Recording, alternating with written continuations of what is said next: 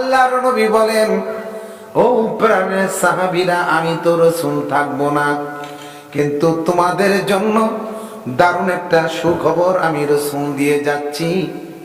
সেটা হলো, আমার পরে ইন্নাল উলামা ওয়ারাসাতুল আম্বিয়া, যারা এই পৃথিবীর জমিনে আলেম আসবে তারা হলো আমি নবীর ওয়ারিস হবে।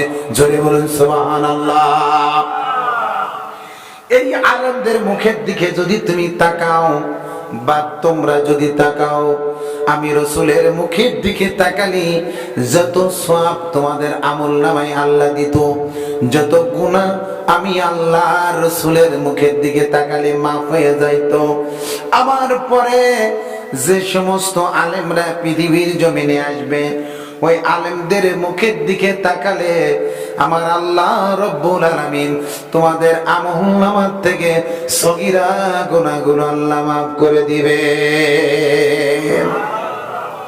সুতরাং শুধু মাফ করে দিবেন না, মাফ করে দেওয়ার পরে একটা জায়গা, এই জায়গাটা একটা নাম আছে, নামটা যদি মুছে ফেলানো হয় ওই জায়গাটা সাদা থেকে যায়। আল্লাহর নবী বলেন, ওই জায়গাটা তোমাদের সগীরা গুনাহগুলো মুছে দেওয়ার পর জায়গাটা সাদা হয়ে গেল, ওই জায়গাটা আল্লাহ রব্বুল আলামিন নেকি দিয়ে ভরে দিবেন। একটু জোরে বলুন সুবহানাল্লাহ। সম্মানিত হাজিরিন, গভীর মনোযোগ। তাহলে আল্লাহ রব্বুল আলামিন আমাদের আমলনামায় আল্লাহ রব্বুল আলামিন নেকি দিয়ে ভরে দিবেন আর আমাদের জীবনের গুনাহ খাতাগুলো মাফ করে দিবেন। বলুন তো, সেই রাসূলের ভালোবাসার প্রয়োজন আমাদের আছে নাকি? রাসূলকে ভালোবাসতে হলে রাসূলের ওয়ারিসদেরকে, আপনাদেরকে ভালোবাসা লাগবে। আলেমদের ভালোবাসা আপনাদের অন্তরে থাকা লাগবে। কথা ঠিক না বেঠিক? আপনারা জীবনভর আলোচনা, বিভিন্ন জায়গায় বিভিন্ন কোয়ালিটির আলোচনা শুনেছেন। আমি মেহেদী হাসান এই এলাকায় যেতে নতুন এসেছি। আসুন, আশপাশে আমার মা বোনেরা কি আছে নাকি? মাদের জন্য বসার ব্যবস্থা আছে? আছে আছে। তারা তো আমার মনে হয় দেখতে পাচ্ছে না, পাচ্ছে? প্রজেক্টর ব্যবস্থা নেই না, এমনি তারা কি ওয়াজ শুনতে পাচ্ছে?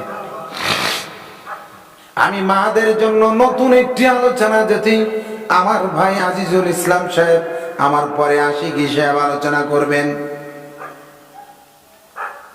আমি বলবো, আশিকি ভাইকে বলবো, যদি তিনি তো এই 11 বছর আপনাদের খেদমতে আসতেছেন, এখানে যা প্রয়োজন তা তিনি দিবেন। কিন্তু আমি যেটি নতুন এসেছি, কাজে এই এলাকার মা বোনদেরকে নতুন একটি আলোচনা শোনাতে চাই। কথা বলেন ঠিক আছে কিনা? আমার বাপেরা বিভিন্ন জায়গায় যায়, দূর দূরান্ত থেকে ওয়াজ শুনে আসে, আমার মারা যাইতে পারে না। কিন্তু একটা জিনিস, আপনাদের বাড়িতে যখন মেহমান আসে রান্না করেন, আমার মারা রান্না করে, বাবারা বাজার করে আনে, মেহমানদের ভরপুর আকারে খাওয়াই দেয়। কিন্তু খাওয়ার শেষে, ওয়াব শেষে কিন্তু কড়ুর তলে যেতটুক তরকারি থাকে অতটুক তরকারি দিয়ে আমার মা চাচিরা খায়। ঠিক না? সব প্রাণ উজাড় করে মেহমানদের খাওয়ায়, কিন্তু একটা দিন খবর নিল না। ও সকিনা, তুমি যে খাচ্ছ, কি দিয়ে খাচ্ছ একটু দেখি। গিয়ে দেখলেন কড়ুর তলে শুধু কয়টা শুকনো ঝালের খোসা আর কয়টা ঝালের বেশি আর 2 গুণ 3.5 কেন আলু। ঠিক না বেটি? গোশ নাই, কিন্তু রান্না করলো কে? আমার মা চাচিরা। কিন্তু সেই সময় তাদের খাওয়া হয় না, কিন্তু সে ওই সময় মজা পায় যে সময় ওই খায়।